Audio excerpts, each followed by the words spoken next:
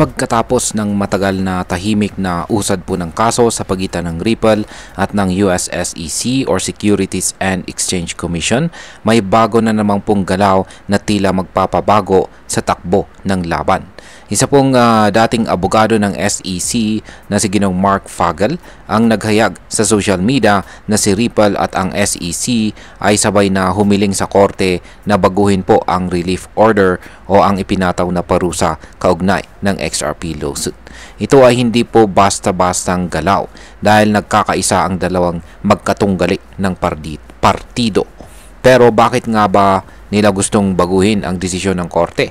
At ano po ang epekto nito para sa atin bilang mga Pinoy crypto traders at investors ni XRP? Kaya yan po ang siyang ating pag-uusapan sa video na ito. Pero bago po tayo magpatuloy ay pakibasa na lamang po muna ang disclaimer dito sa ibaba ng ating screen. Yan, simulan po natin sa kung ano po ang relief modification na hinihingi ng Ripple at ng SEC. Ayon po kay Ginong Mark Fagel na dati ring abogado ng SEC, si Ripple at ang SEC ay sabay na naghain ng joint motion para sa isang indicative ruling. Sa madaling sabi, gusto po nilang baguhin ang naunang utos ng korte, partikular po sa penalties at injunction na ipinataw sa kumpanya.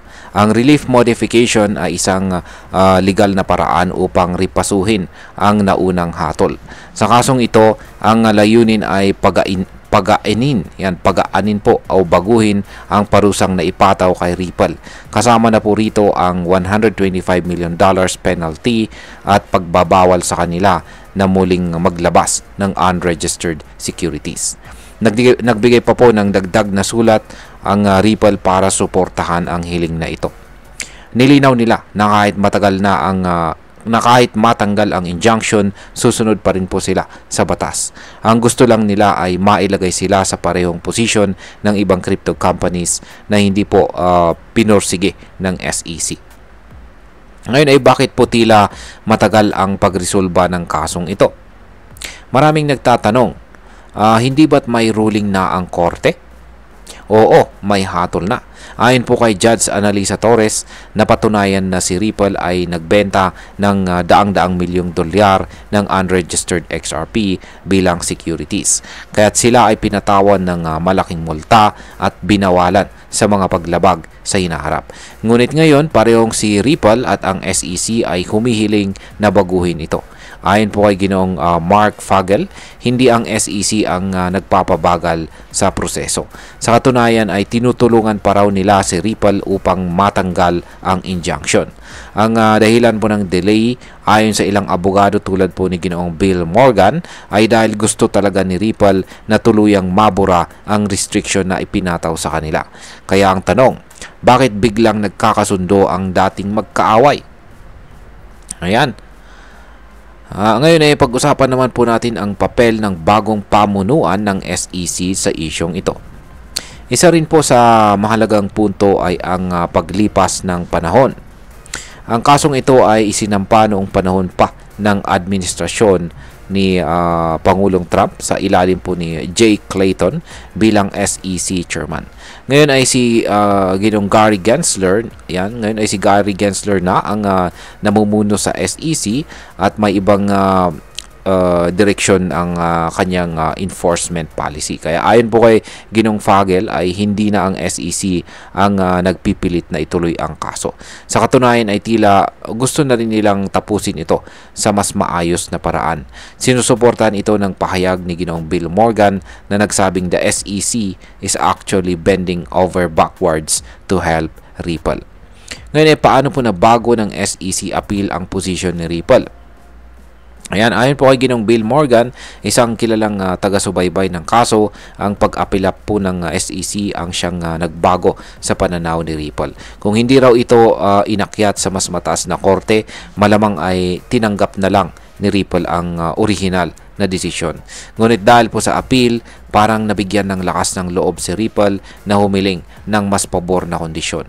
Sa ngayon ay umaasa po silang makakamit ang isang settlement na hindi lamang magpapagaan ng multa kundi mag-aalis na rin ng legal restrictions na nakapipigil sa kanilang operasyon. Ngayon ay pag-usapan na po natin ang posibleng epekto nito para sa atin bilang mga Pinoy crypto traders at investors ni XRP.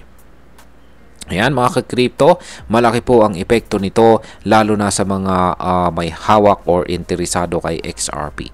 Kung sakaling matuloy po ang settlement at mabago ang hatol ng korte, posible po itong magdulot ng bagong bullish momentum para kay XRP. Maring tumaas po muli ang tiwala ng mga investors at traders at mas lalo pa itong maging aktibo sa mga exchange platforms. Bukod dito, posibleng maging precedent po ito para sa iba pang mga crypto companies na kasalukuyang may kinakaharap na legal na laban sa SEC. Kapag nakita po nilang kaya palang ayusin sa maayos na paraan ang mga ganitong kaso, baka mas dumami pa ang makipag-negotiate kaysa makipaglaban sa korte. At para sa atin dito sa Pilipinas, kung ikaw po ay nag-aabang ng tamang timing para pumasok sa crypto market, maaaring ito na po yun. Dahil kung bumalik po ang kumpiyansa ng market kay XRP, tiyak na maraming magbabalik at magpapalitan na naman ng trading volume. At bilang panghuli, ang masasabi ko naman tungkol dito ay para sa akin malinaw na kahit matagal ang proseso, may nakikitang positibong direksyon ang kaso ni Ripple. Ang pagnanais po ni Ripple at ng SEC na magkaayos ay sinyalis na pareho na po nilang gustong tapusin ang gulo. Posibleng realization po ito na hindi na ito kapaki-pakinabang para sa parehong panig kung patatagalin pa. Ang SEC naman sa bagong pamunuan ay mukhang mas bukas na ngayon sa pag-aayos ng mga conflict sa halip na ituloy ang mahabang laban sa korte. Isa po itong magandang halimbawa na kapag parehong bukas ang isipan ng partido, pwede pong magtapos ang isang matagal na usapin sa isang makatarungan at makataong paraan. At ayan, hanggang dito na lamang po tayo sa video na ito mga ka-crypto. Marami pong salamat sa panonood. Ingat po tayo lagi at God bless po sa ating lahat.